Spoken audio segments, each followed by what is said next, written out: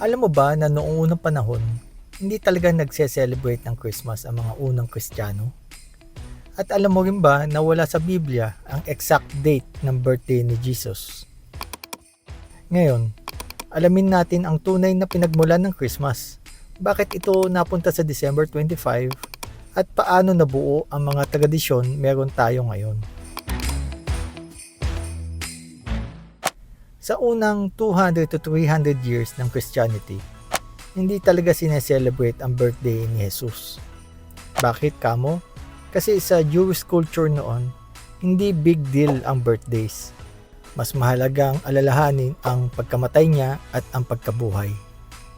Wala ring nakasulat na eksaktong date sa Biblia, kaya hindi rin nila alam kung kailan dapat i-celebrate.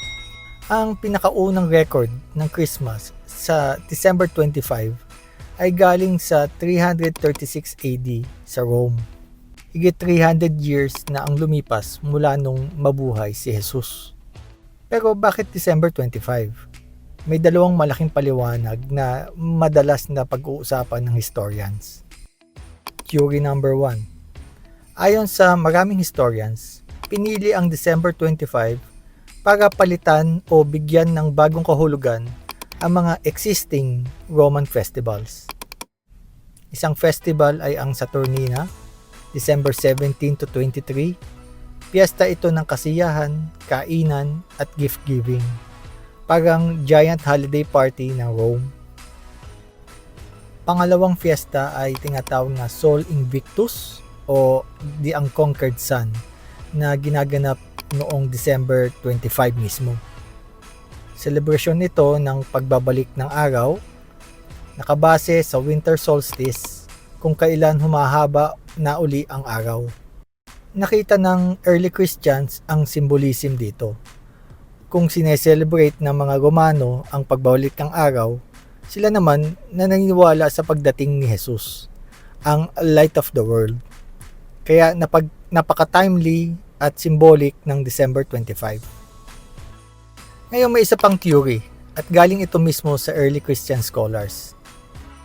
Naniniwala sila na namatay si Jesus sa March 25. Isang date na nakuha nila sa pag-compute ng timeline ng pasyon. May paniniwala rin noon na ang mga propeta ay kadalasang namamatay sa parehong araw na sila ay na-conceive.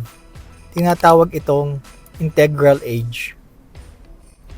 So, kung March 25 ang conception date, magdagdag ka ng 9 months at lalabas ang December 25.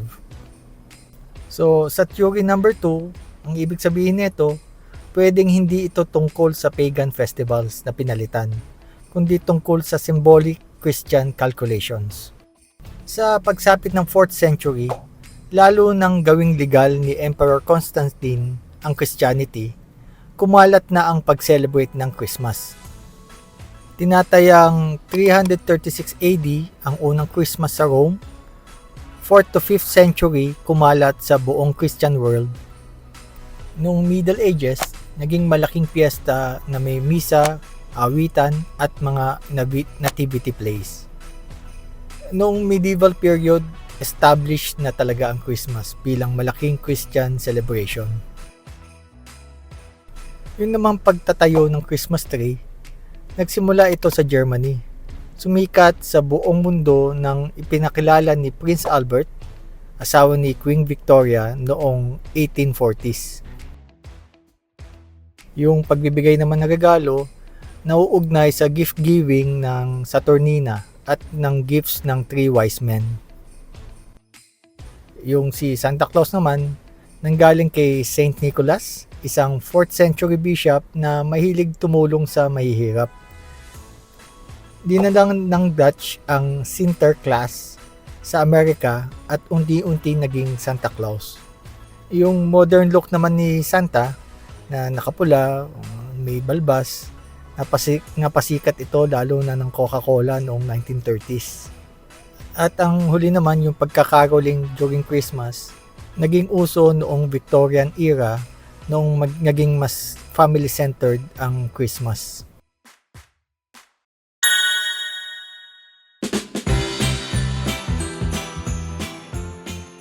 So, to summarize, bakit ba talaga naging December 25?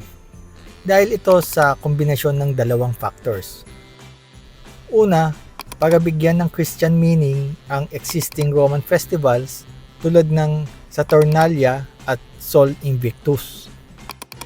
At pangalawa, dahil sa symbolic calculations ng mga early Christian writers na March 25 ang conception at December 25 ang birth. Maraming mga scholars ang naniniwalang itong dalawang factors na to ang naging dahilan bakit December 25 napunta ang Pasko.